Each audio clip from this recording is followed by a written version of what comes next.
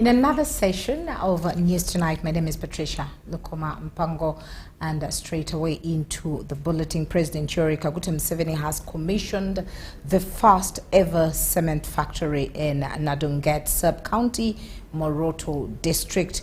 The $300 million Yaobai Cement factory is run by Yaobai International Holding, producing 600 tons of clinker on a daily basis, and it is aimed to produce 12,000 tons in phase 2.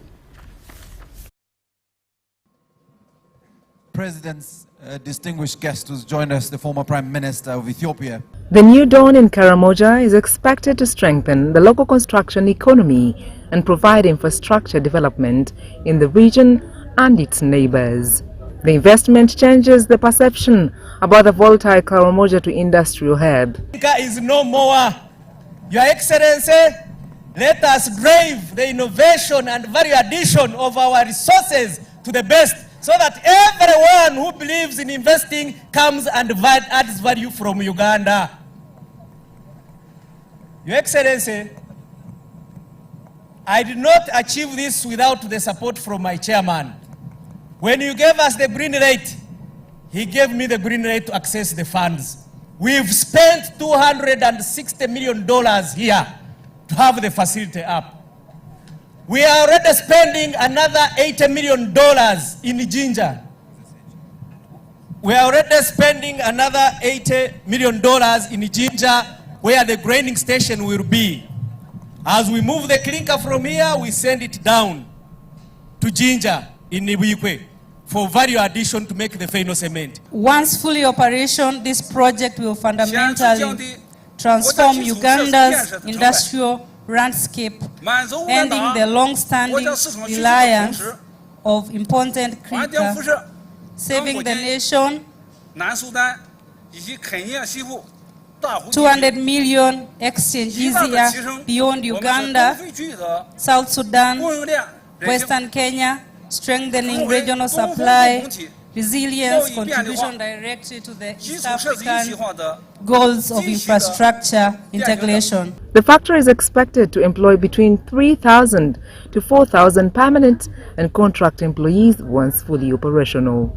Karamoja are so happy with you and with your success. When we heard you had succeeded, some of us who had even students say, what for? If we have not, that is the man who want to go ahead. We shall continue working with him. we will move towards achieving the required consumption, because the building industry is growing, the road construction, the railway, they are also growing. I want to, at this juncture, thank our developers. Thank you, Ambrose, for making good friends. Thank you for saving Uganda $260 million every year that we have been spending. Last year it was 154. This financial year we are saving 260. Thank you so much. The construction works commenced in September 2023. Even the old factories which are already here, some of them were using imported clinker to make cement, which means we are losing 85% of a ton of cement to the outside world. And as you heard, Uganda was spending $260 million to import clinker. So Mr. Zhang has now liberated us from importing clinker. Karamoja sub-region has 3 industries: marble factory in Rupa sub-county, Yaobai Cement. Will be financed.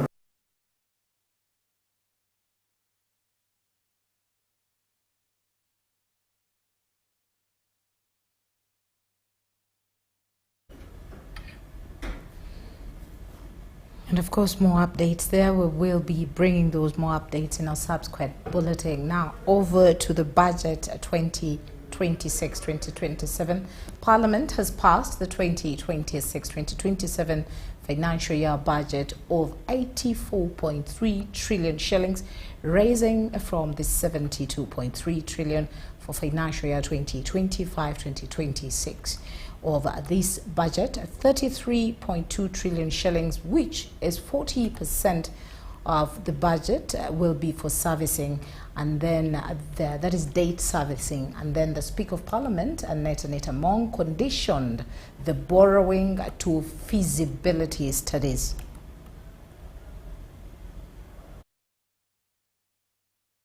Will be financed through domestic revenue of Uganda shillings 44.18 trillion, Petroleum Fund, Uganda shillings 1.44 trillion.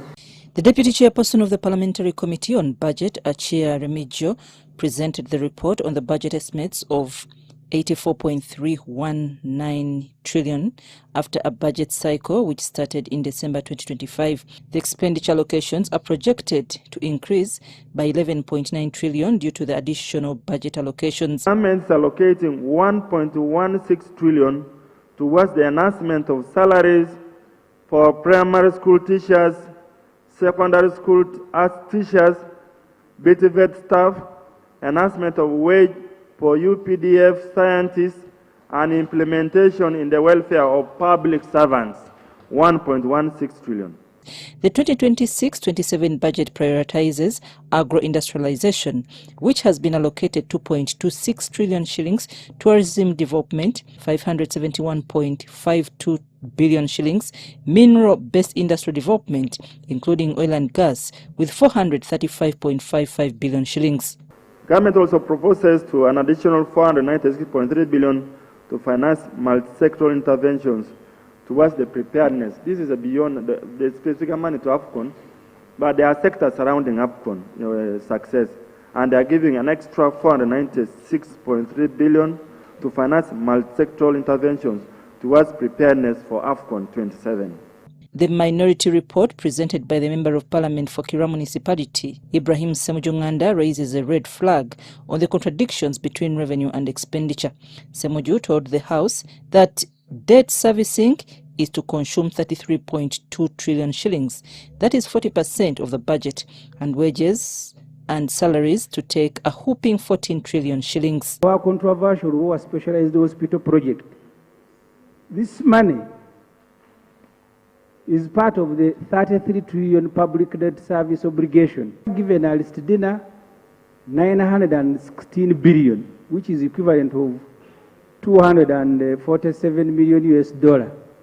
Now PNET wants another 489 billion to complete the route. This will bring total amount spent on PNET's project to 1.4 trillion. We want to invest in those investments which are capital intensive but difficult to very many private investors, and yet they will create jobs and therefore stimulate production. The Speaker of Parliament, Anita Among, conditioned the borrowing to feasibility studies. Borrowing money for the roads. Do a feasibility study, do a design before you get this money. But what our people are doing, they borrow first, then they do the rest later. That is what is causing us problems. Among the projects to contribute to the debt in the financial year 2026-27 is UDC and Atiak Sugar Factory. State Minister for Trade, David Bahati, explained that they are making progress. I want to tell you that investment in these projects takes time.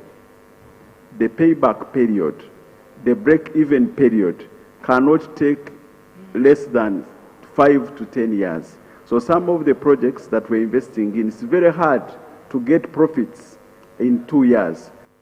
And that came out in the Auditor General's report, that UDC is curtailed for whatever money that goes to UDC is predetermined on who is going to get money.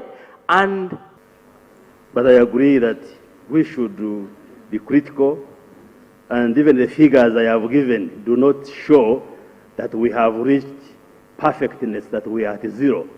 There has been improvement, but there is work to do. The budget also offers priority on water access and electricity to various communities. Soroti City East MP Herbert Ariko cites few gaps in the funding for the Scalab 100 project. The House also agreed to provide solution to the challenges witnessed after the transfer of the Rural Electrification Agency. Indeed, Budget Committee agreed with us and reported in the House of the crucial necessity for us to go back into the thinking of reinstating an agency specialized in ensuring that rural electrification is addressed. The leader of opposition in Parliament, Joe Senyonyi, criticized what he says giving out free money and donations which affect the budget performance. These hospitals, colleagues here, they all are talking about hospitals in their areas, medical facilities, health center force.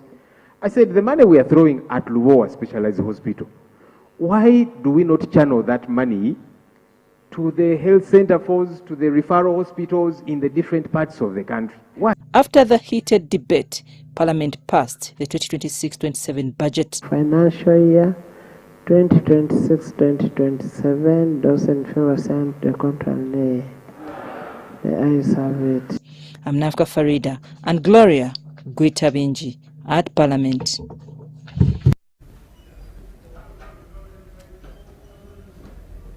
Well, still in Parliament, government has suspended the ongoing trade enforcement order that led to the eviction of street vendors and eviction of some Pentecostal churches across the country. According to the State Minister for Trade, David Bahati, the directive has been put on hold until the end of June 2026 to allow for a wider consultation. In our previous bulletin, we reported that the Ministry of Local Government held a meeting with traders' representatives from various districts.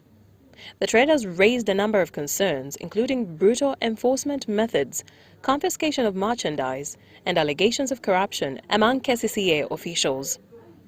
While they acknowledged that the trade order is a positive initiative, they strongly criticized the manner in which it was executed, describing it as unlawful. Members of Parliament have also raised concerns, particularly over the demolition of Pentecostal churches and people's businesses, citing excessive force reportedly used by enforcement officers. When the authorities come, when they are carrying away the kiosks, they take the kiosks plus the goods in the kiosks, and they come abruptly. So, Right Honourable Speaker, if you could allow me to raise that matter, since the Minister of Trade is here, I would request the minister to give us a response, to tell us what is the plan, what is the strategy, because people are crying, people are in pain, and now we are going in the time of appropriation where we need to cater for these matters seriously. Meanwhile, Minister David Bahati confirmed that the government has temporarily suspended the trade order. The question of the trade order is that we want to bring order in these areas where we are operating. And government had constructed markets, and these markets were not being used, and instead people were going on the vendors. But we listened to the issues. For example, a church is not supposed to be, or a mosque be bundled with vendors, because they are not in the business of vending. So we have suspended the operation of the trade order until we do more consultations, and we'll have a final meeting at the end of June, so that at the beginning of July we have a refined way of operating. He added that in areas where the directive had already been enforced, the current situation should remain unchanged for now. I think, Honourable Member, it would be prudent of us now to wait for the consultations we are making, and then we wait and see how best we are going to move forward toward the end of June, when this matter is discussed internally with stakeholders, but also with the cabinet, and then we come to the House and inform you before we move forward. Some legislators are now questioning what will happen to those who have already been affected, especially those whose businesses and places of worship were demolished. I am happy the Honorable Bahati says they have suspended. My question to Honorable Bahati: what happens to lives that you have already ruined? Do they reconstruct their businesses? Because in my area, people who are carrying out this exercise, you had the military, police, the technical people, but also goons. But I want to caution government that you don't just wake up and then decide to take some actions. You must think through, you must consult. This trade order clearly, I think it was a matter of shooting and then aiming after. There was no consultation, and I'm happy now you are talking that you are going to consult. Why do you start doing something when you have not involved the key stakeholders? That should have been the first step, and I think it's an indictment on the methods of operation of government, which shouldn't be in that direction. The Speaker of Parliament, Anita Among, has advised government agencies to involve professional security personnel when implementing such operations, instead of groups accused of mistreating citizens. If you use the army, they will not do like what was reported to Inter-Religious Council, those kind of utterances. If you use the police, but when you get people, you hire those people, they will just do what they have been told to do. The trade order was first implemented in Kampala on February 19, 2026, before being extended to other cities and municipalities across the country.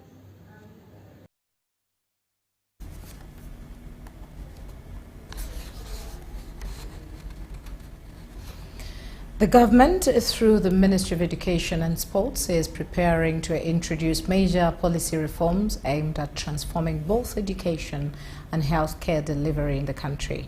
On April 29, 2026, the National Education and Training for Health Policy will be unveiled, followed by the launch of the Early Childhood Care and Education Policy on 30th of April. Early childhood is widely recognized as a critical stage of rapid brain development, one that requires deliberate investment to build a strong foundation for long life learning. It is against this background that government has rolled out the Early Childhood Care and Education Policy, aimed at promoting equitable access to quality and inclusive learning opportunities for all children across the country. The policy provides a national framework to guide the delivery of early childhood care and education services in a moral, coherent, equitable and equality assured manner. The Ministry of Education and Sports says the policy will strengthen coordination within the education sector while ensuring that children receive the care, protection and support they need during the formative years. The policy is splitting ECCE into two categories. Previously, it was bundling everyone together. Now, government is intentionally addressing the concerns of 0 to 3 and 3 to 6. In a related development, the Ministry of Education and Sports, in partnership with the Ministry of Health, is set to launch the National Education and Training for Health Policy 2025 on April 29, 2026. The policy is expected to reform health training institutions and enhance both the quality and quantity of health workers. The mission of this policy is a competitive health workforce for a wealthy, healthy, and productive population. And our mission is to transform Uganda's health workforce. Officials say this initiative will improve healthcare service delivery in health facilities nationwide. Has provided what we need to do from the time we admit a trainee to a time when the trainee completes training, and for those who do internship, when they go for internship, and until they get regulation or license to practice. We are not changing the years of training. The years of training have remained the same, as has been highlighted. They're going to remain 5. Government maintains that both policies form part of a broader strategy to strengthen human capital development and improve service delivery in the education and health sector. Irene Faith Nantongo, Kenneth Tanaba, UBC News.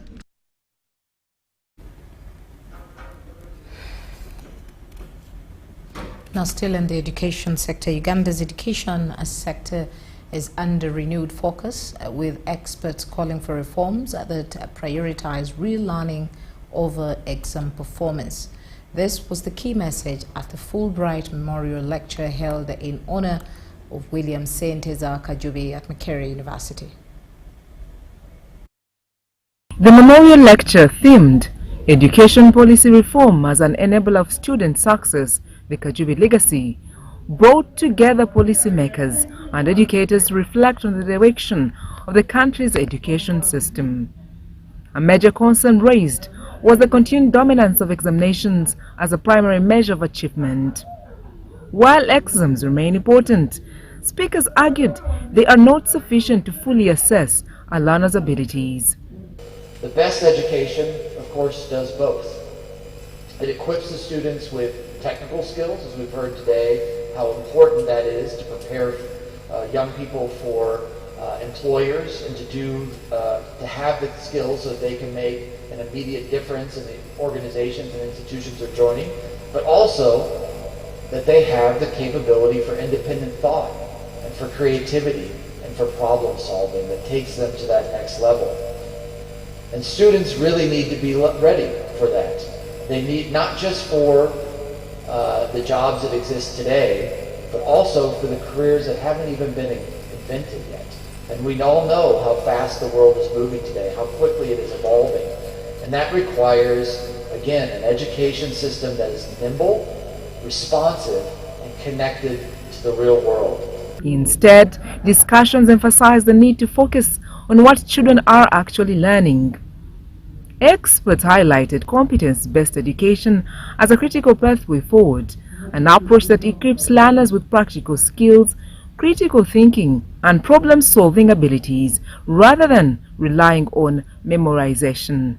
Professor Kajubi was the author of the Education Policy Review of 1989, and there had been so many committees appointed since that time, but none has produced a report since Professor Kajubi. I think his report was so comprehensive and so detailed and so intelligent that it is so difficult for anybody else to come and say something different. Uganda is currently going through another reform, the competence-based education. And what we are trying to do now is actually what he told us to do all those years back. Competence-based curriculum did not come out of the blue, actually. It also has roots in the 1992.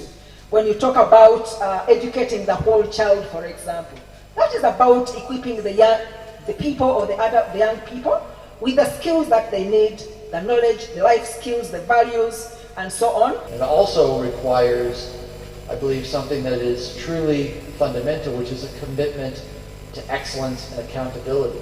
We must be able to measure what matters and what students are learning. Are they truly gaining skills, and are they prepared for success? Participants stressed that education reforms must align teaching, assessment, and curriculum with clear learning outcomes. This shift, they said, would ensure that students gain meaningful knowledge that prepares them for real-world challenges. Sandra Kahunde, Robert Katamba, News Tonight. Now, the insurance brokers under the umbrella body, the Insurance Brokers Association of Uganda, have been urged to continue providing genuine insurance services to the country, as we hear more in this report. The insurance brokers play a critical role in the provision of insurance services worldwide. And we are here to emphasize that businesses which go through brokers are supposed to provide the technical advice. They are also supposed to service their clients because the broker is an agent of a client. In eventuality, he can follow up on claim processing and payment, and we are here to ensure that also the brokers get a wake-up call.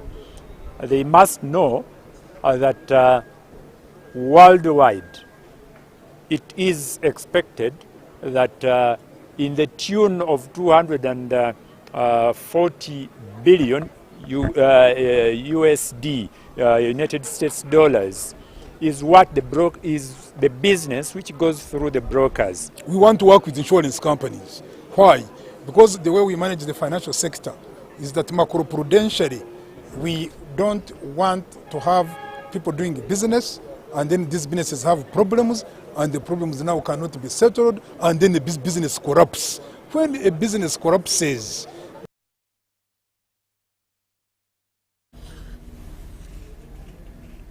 members of the Youth Platform Africa, YPA, under the leadership of Abed Ben, have held a regional meeting focused on collecting ideas to guide the expansion of their business initiatives across the country. The meeting brought together members from the central region, forming part of a wider plan to rotate engagements across the country. Obed Ben, the founder and managing director of YPA, said the engagement is meant to ensure that all members have a voice in shaping the direction of the organization. That is why we call upon this meeting. One, to relate, to know each other, to understand more things we don't understand, to raise our complaints, to raise erections, to guide where we are going wrong, to also relate, because I could not be in office. I may not know what people are thinking. The only way I can know is when they tell me firsthand. These have been written in their handwriting. I'll read them myself, so I'll get to know the feedback from the people. He highlighted ongoing initiatives, including the YPA Dream Homes partnership with Dream Homes, aimed at expanding access to affordable housing. YPA Dream Homes comes at the right stage, at the right era, where it is the perfect solution for the problems facing Uganda. We have a housing deficit in Uganda. So we are helping Ugandans by helping them get up to 50%. Then we build, finish, they start enjoying their houses, and the goats start paying the loans that they have taken to stay in those homes. So we shorten the distance between them and their dream homes. The introduction of driver training programs to equip members with skills for better employment opportunities was confirmed. If you're a tractor operator, we are going to give you a tractor. You operate it. We see how long can you sustain it without calling for aid.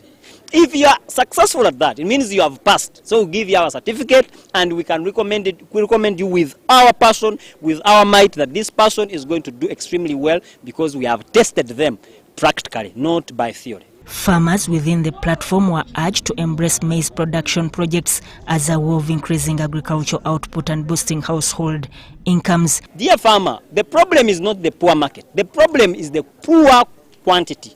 You have 2 bags of maize. For heaven's sake, who will come from Kenya to come and buy your 2 bags? It doesn't work. But if you are 1,000 members and each one has, if we are 1,000 members and each one of us has 2 bags, that is 2,000 bags, which gives us the capacity to negotiate better prices.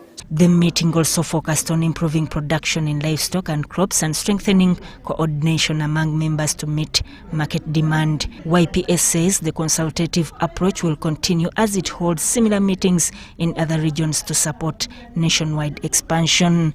For UBC News, I am Sudat Kaye. Uganda continues to carry one of the heaviest malaria burdens in Africa, ranking 3rd after the Democratic Republic of Congo and Nigeria. The disease remains a major public health challenge, significantly impacting the country's economy with an estimated loss of over $577 million annually. For a long time, our strategies have been anchored on controlling malaria. So we feel it is time to take this bold and ambitious step towards elimination. And we are doing this with high political support from His Excellency the President, from the Parliament of Uganda, from the Cabinet of Uganda, from all the people of Uganda. My constituency, specifically being an urban area, we have a lot of cases with malaria, and we also have a lot of burdening on our health systems in the municipality, mainly because of simple reasons, things that were taught to children in schools, things that were taught to adults when they were sensitizing them. You don't have the basic mosquito nets, you don't drain stagnant water. Some people are not educated to that level to handle malaria. Eventually what happens is they fall sick and the health system is burdened. We need to work towards prevention. We have been lobbying for resources to treat malaria, and many countries have done it. I was just informed that countries like Algeria and Egypt recently eradicated malaria. So what makes us different? Why do we need to be the 3rd biggest country contributing to malaria in the whole world? So we need to be known for good things, e.g. eradicating malaria, and I think the plan will work out if executed to the point. This strategy, we have highlighted critical areas that need to be expanded.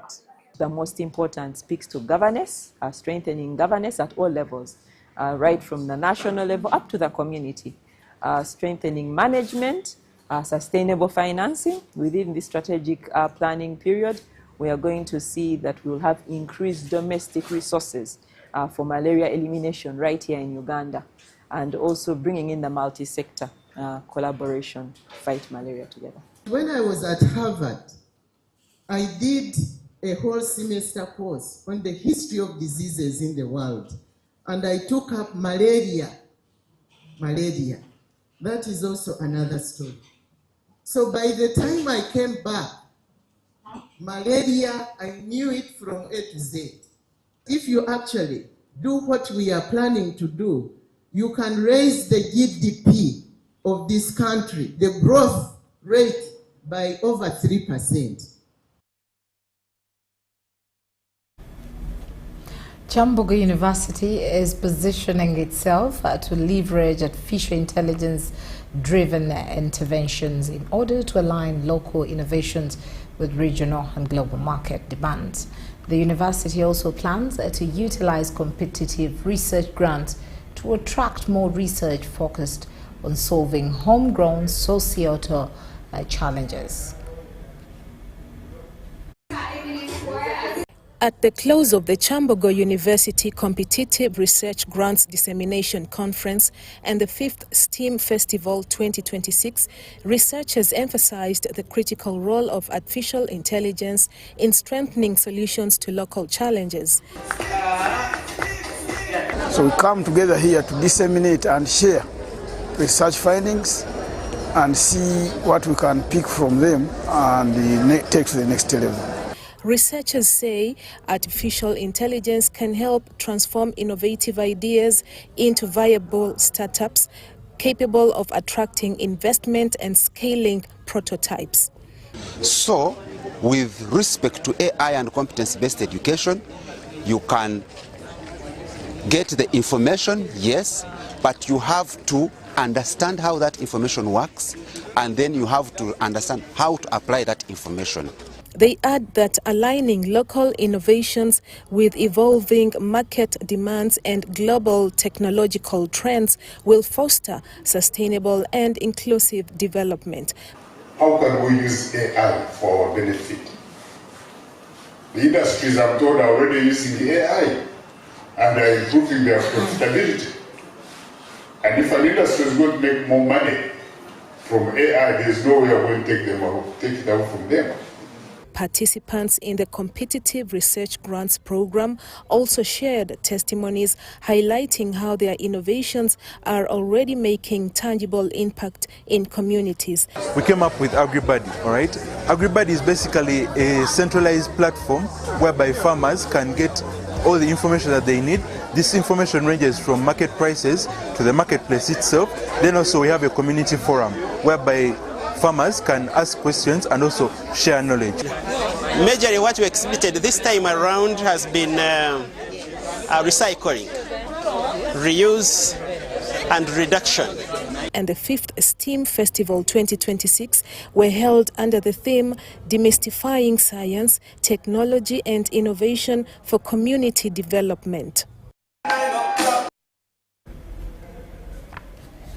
Now, the Human Resource Managers Association of Uganda has ushered in a new era of leadership following the official handover to a new governing council, marking a significant transition in the country's human resource profession. As the new governing council settles in, stakeholders will be watching closely to see how leadership translates its agenda into tangible reforms for Uganda's human resource profession. Two impactful terms, outgoing President Ronald Bosa has formally handed over office to Paul Romanda Rugambwa, who now takes charge at a time when the sector is pushing for stronger regulation and professional standards. That the new governing council will pick them up. We have global conferences, we have conferences at Africa level, and we also have conferences within the country. We've been running different activities that brings together professionals, like the annual HR Sports Gala. We expect some of these initiatives to continue. We have an employment and labor law conference coming up in the month of May. We expect that in the month of May, we are going to gather again as HR professionals as we celebrate the International HR month, that is the month of May. We expect that we are going to be together.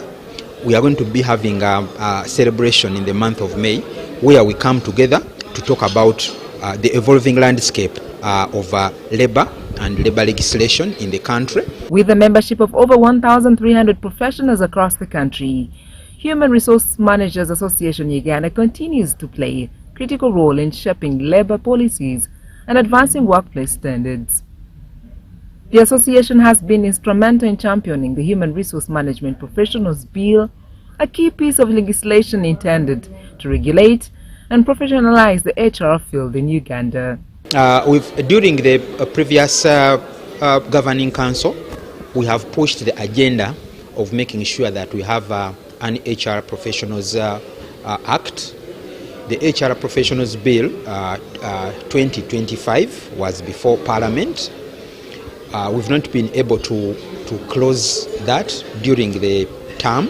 It was presented for first reading before Parliament. We expect that the incoming council, governing council of the HR Association, will be able to push such that we have this bill passed into law during the term of the next governing council. Romanda assumes leadership with a clear agenda focused on strengthening governance, promoting ethical practice, and fostering unity among HR professionals.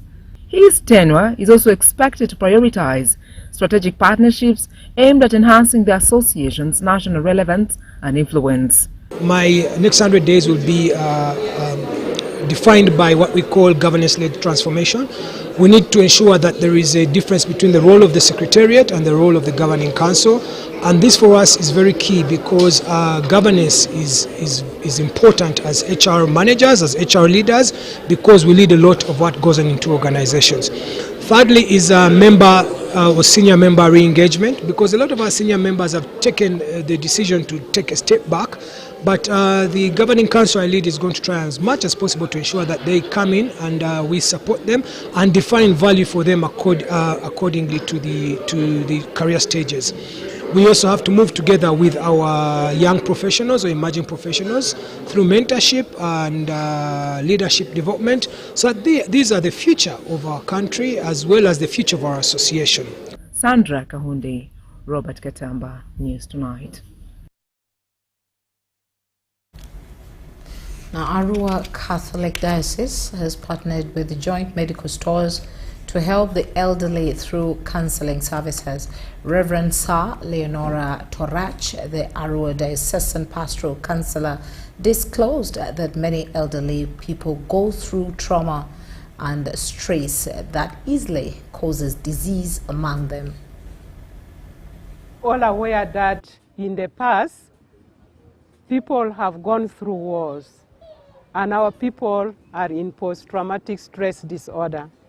And when we look at the refugees, both from South Sudan and Congo, they also come when they are traumatized. So generally, this counseling office reaches out to many vulnerable people who need trauma counseling services. And in particular, the elderly people are also included. A good number of them are hypertensive, and some of them go through diabetes. Some are already bedridden, and we didn't know what to do. But when Joint Medical Store came in, when I shared with them, they were all filled with gratitude. The program we launched today is called ESG Community Health Program. It entails the corporate social responsibility under the S pillar. So sustainability, here we mean as we operate as Joint Medical Store, we intend to operate while taking care of the future generation. And in this particular case, we targeted the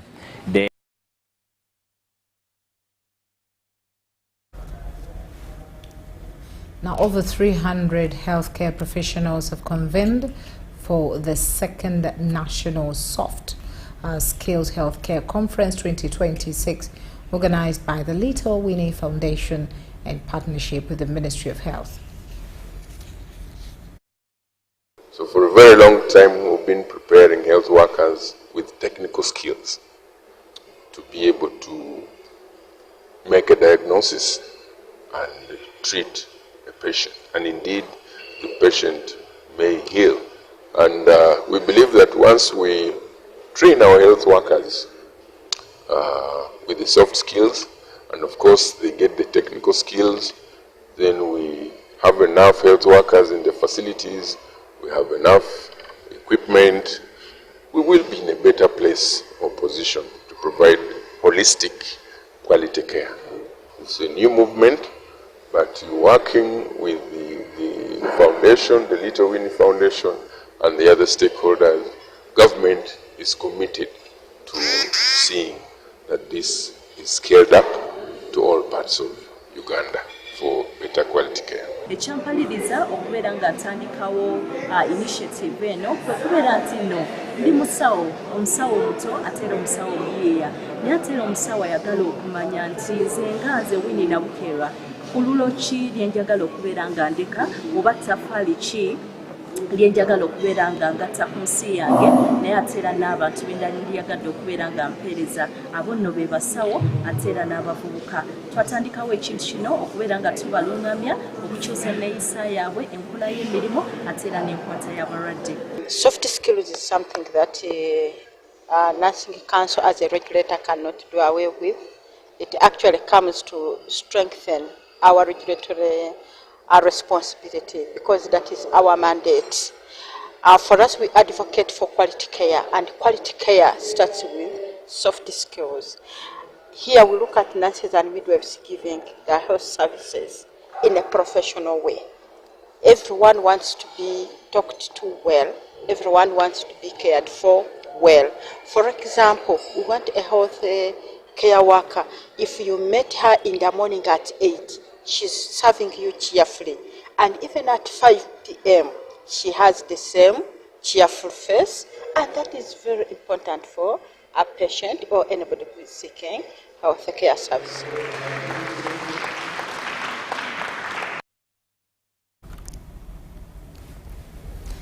Now, the Permanent Secretary in the Ministry of Education and Sports, Dr. Kedres, to the agenda, has revealed that there has been rapid growth of sports into a global multi-billion-dollar industry valued at over $350 billion.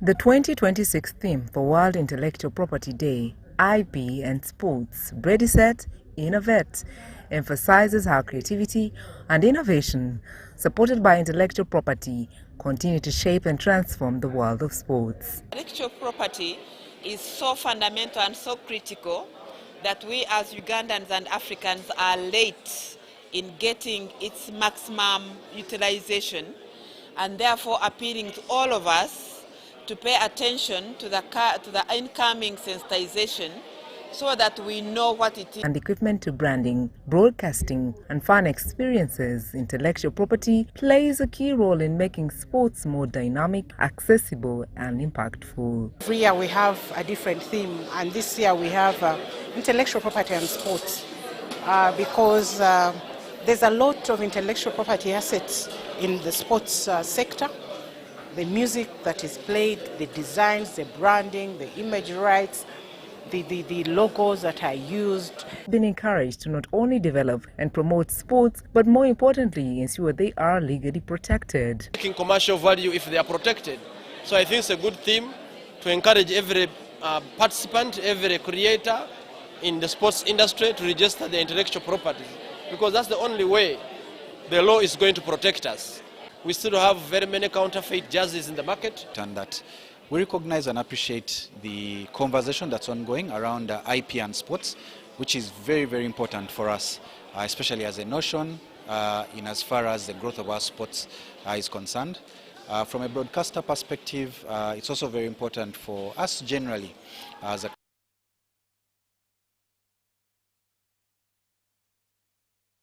Now, from the union of a man and a woman, life begins as a single precious egg, nourished first by nature and then by what mothers eat every day. In the womb, every nutrient builds a future, guiding a child from fragile beginnings to strength. From 30th April to 1st May this year, at Uma Showground, the Global Alliance for Improved Nutrition Gain Uganda, in partnership with the Kingdom of Netherlands, together with the Ministry of Health, are organizing a Yendisa Expo targeting improved nutrition for all of us.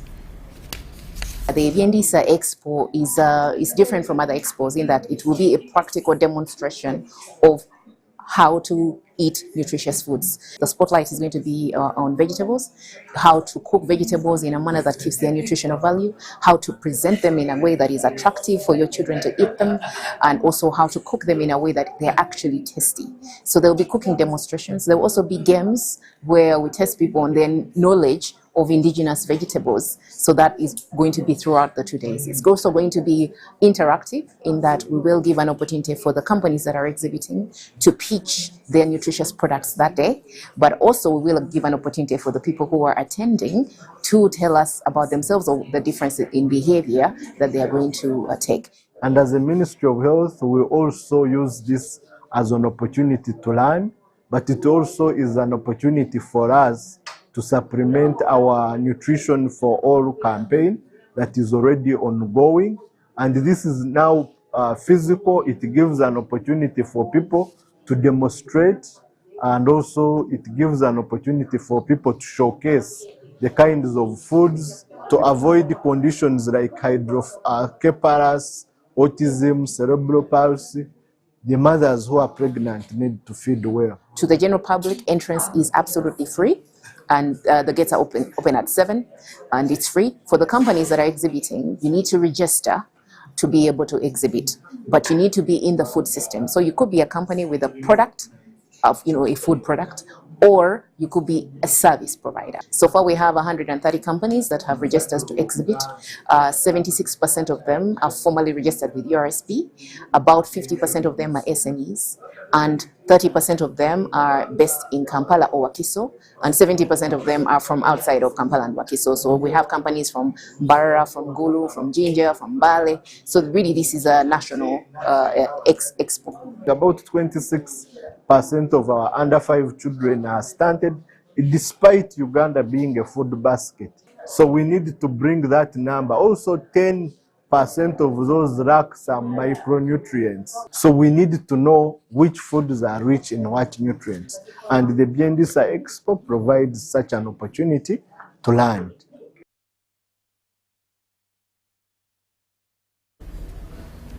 Now, in the murder case, Christopher Okello, the key suspect in the murder of 4 children at Gaba Ali Childhood Development Center, has told court that he did not intentionally commit the killings. He claimed that on 2nd April 2026, he was possessed and acted under the influence of or control of other individuals who he alleges were behind his actions. Let's hear more. Following the prosecution's evidence in chief, the key suspect in the murder of 4 children at Gaba Ali Childhood Development Center, Christopher Okello Onyum, presented his defense through an unsworn statement. Okello told court that although he may have caused the deaths of the 4 children, he did not do so intentionally, as alleged by the prosecution. I'm going to say I believe I am not guilty on the 4 counts because I was not intentional. I didn't intentionally cause the death of the 4 children. Okello, a 39-year-old American national, disputed the confession and charge and caution statement presented by the prosecution in court. He alleged that the statement was obtained under duress, stating that he was forced by the police and had no option but to accept its contents. I was pressed hard to do so, my lord. I didn't have any choice to say anything else or what I wanted to say, my lord. Okello further alleged that although the prosecution informed the court that he was mentally sound, there were other undetected mental conditions that affected his state of mind and compelled him to commit the alleged offenses. Something was happening to me that I wasn't really in control of.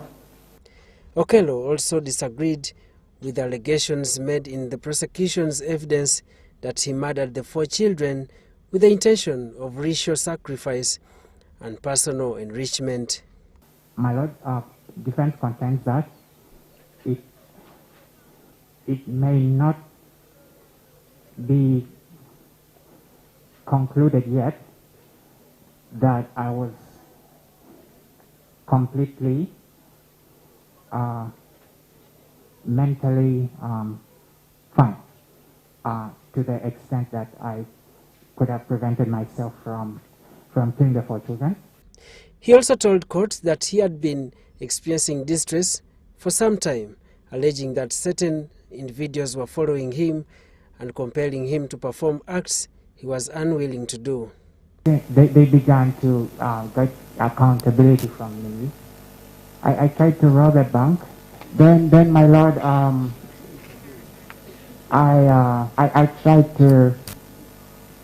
tried, my lord, to kill my brother's family.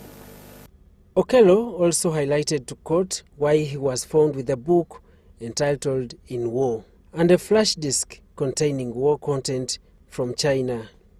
He also disclosed to the court that he used to encounter Certain individuals, including youths aged between 10 and 18 years, who drove expensive cars and wore costly clothing. Okello alleged that the interaction he had with these people caused him to commit the murders on 2nd April 2026. With this defense, Christopher Okello Onyum asked court to drop the charges against him since the prosecution has failed to prove to court that he intentionally murdered the 4 children. The prosecution's prayer that I be convicted on the 4 counts of murder should not be honored because they did not make a strong case, my lord, the one that could withstand examination, my lord. Since Okello gave his defense without taking oath, he was cross-examined by the prosecution. In court, Okello presented his brother as witness, although his name was held for security purposes. He told court about the health status of the accused since 2019, to the extent that he was admitted at Butabika Mental Health Hospital in 2020. However, the submission was objected to by the prosecution, which prompted the defense lawyer, Richard Kumbuga, to make an application asking court to summon Butabika Hospital doctors to highlight more on the accused's mental status. Judge Kauka, however, dismissed defense's application. More witnesses from Christopher Okello's side also testified. The accused Christopher Okello Nyum was further remanded to Luzira Government Prison until 27th April 2026, when more defense witnesses will testify. Story compiled by Nama Monde Deborah for UBC News. Away from court to Mawokota land dispute, residents of Njagi village and Mawokota PJ district, together with Reverend Mwesigwa Edgar, the overseer of Deliverance Church of Uganda, have raised serious allegations against the local leaders. They accuse them of colluding with one Natif Luswata to evict them from their own land. The disputed land measures approximately 100 acres and is located on Block 32, Plot 26 in Muduma Sub-County, Mawokota, in Mpigi District. According to the residents, Deliverance Church of Uganda has occupied the land for over 30 years, having acquired it from Mission for Every Nation, a group of Korean missionaries. The church has since developed the land, including constructing a place of worship and other facilities. Reverend Mwesigwa told the minister that he began his ministry at the site in 2001. However, on June 29, 2025, individuals allegedly led by Natif Luswata ordered them to vacate the land. Actually, I even have photos. This land for the purpose of helping our community through training. The residents further accused local leaders of siding with Luswata and facilitating what they describe as an illegal eviction. Actually, the subdivision we are being forced on this land. Noah Magumba, the church's legal representative, stated that Luswata's land title refers to a different location and does not correspond with the disputed land. Even brought people to come on the land and cut trees. On some occasions, they even threatened Pastor Edgar. Notably, Natif Luswata and his associates did not attend the meeting despite being invited. RDC Sarah Nanono informed the minister that she had earlier referred the matter to court upon discovering multiple land titles associated with the land.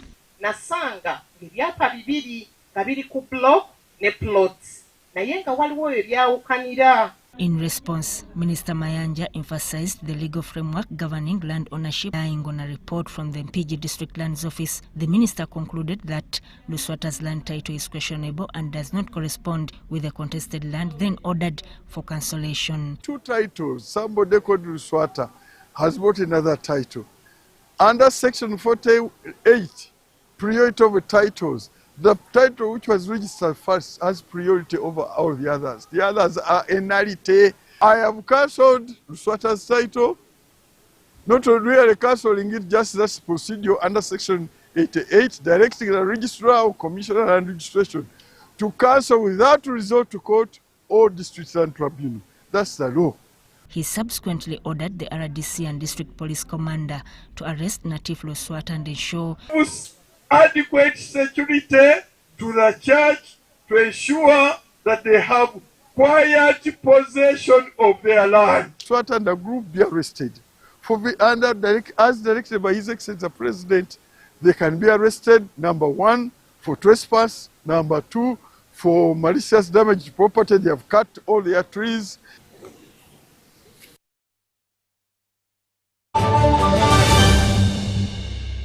When you don't use Momo, you are forced to quarrel. Mama, kabalance?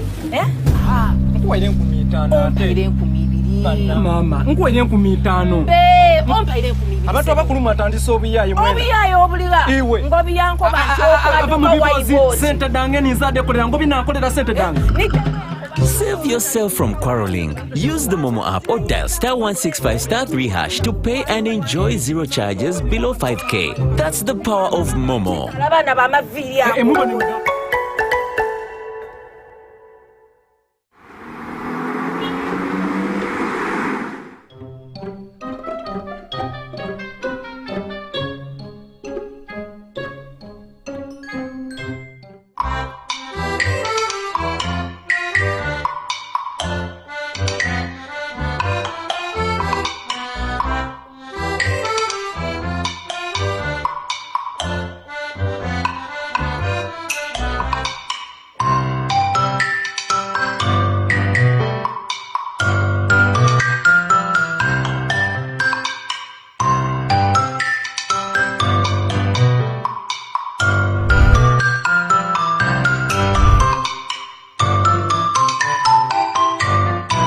On his 52nd birthday, General MK invites you for a charity run. The run will be held on 26th April 2026 at the Kololo Ceremonial Grounds starting at 6 a.m. Get yourself a kit using these MTN and Airtel payment platforms. Run for charity, run for hope. Run for charity, run for hope. Are y'all ready? Uganda, the real dancehall party is on. Africa One presents Safari Beats featuring the queen of dancehall straight from Jamaica. Big bumper girl, Spice. Stay down there, girl.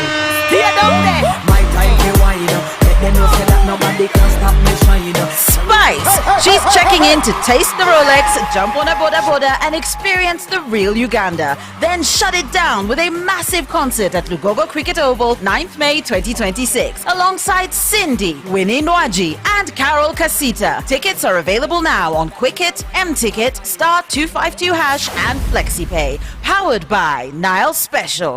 A beer unmatched in gold.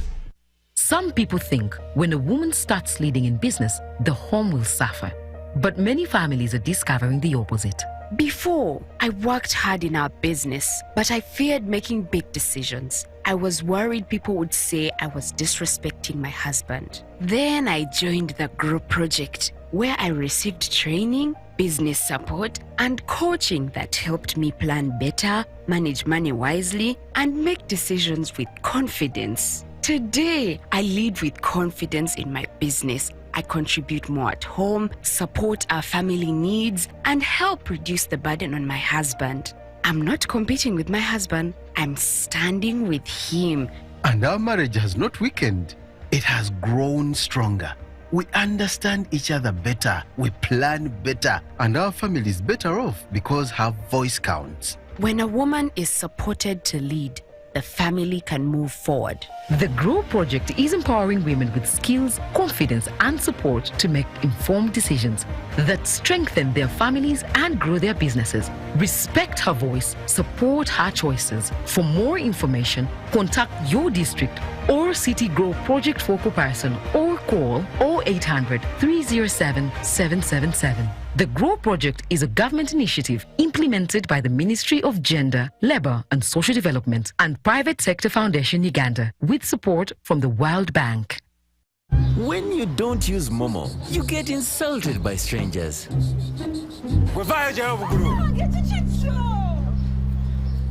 Save yourself from insults. Use the Momo app or dial *165*3# to pay and enjoy zero charges below 5K. That's the power of Momo.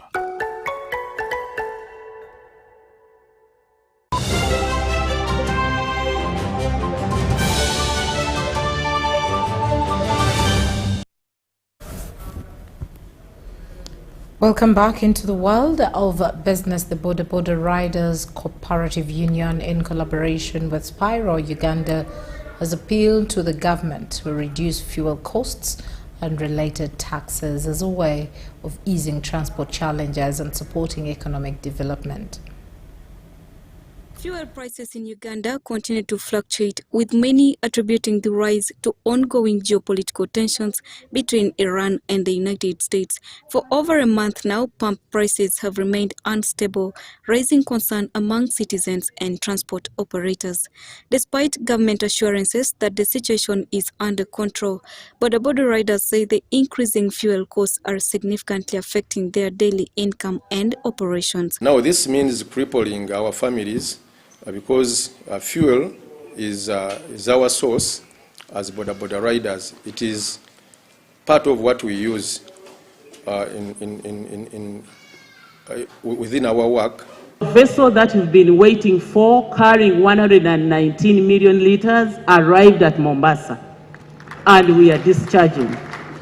And we have made more arrangements to get more volumes coming from Tanzania. In response to the challenge, Boda Riders Cooperative Union, in partnership with Spiro Uganda, is set to roll out electric motorcycles across the Kampala metropolitan area. The initiative aims to provide a sustainable alternative to fuel-powered bikes and reduce dependence on rising fuel costs. We are not getting anything out of government concerning the rise of fuel prices.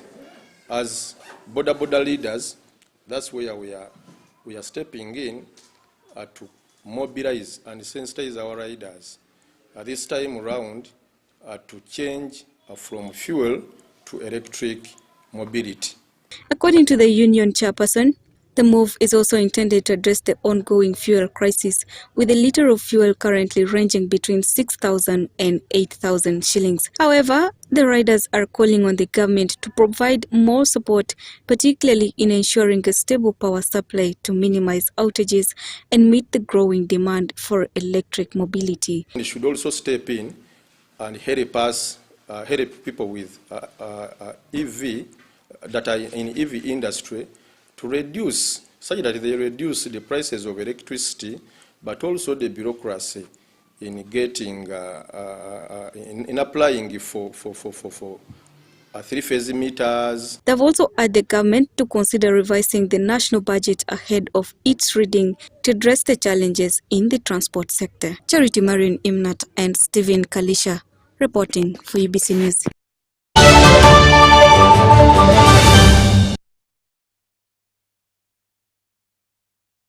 And in sports, the third edition of Virunga Gorilla Marathon is set to take place on 30th May 2026 in Kisoro, with organizers targeting a record of 3,000 runners.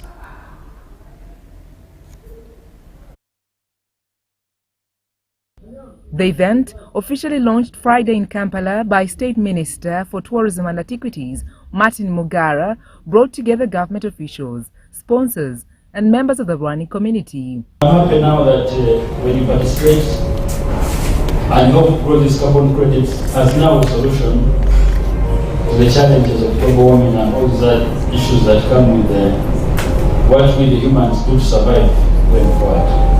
So I just want to encourage the other people in the corporate world that it's important to support these endeavors.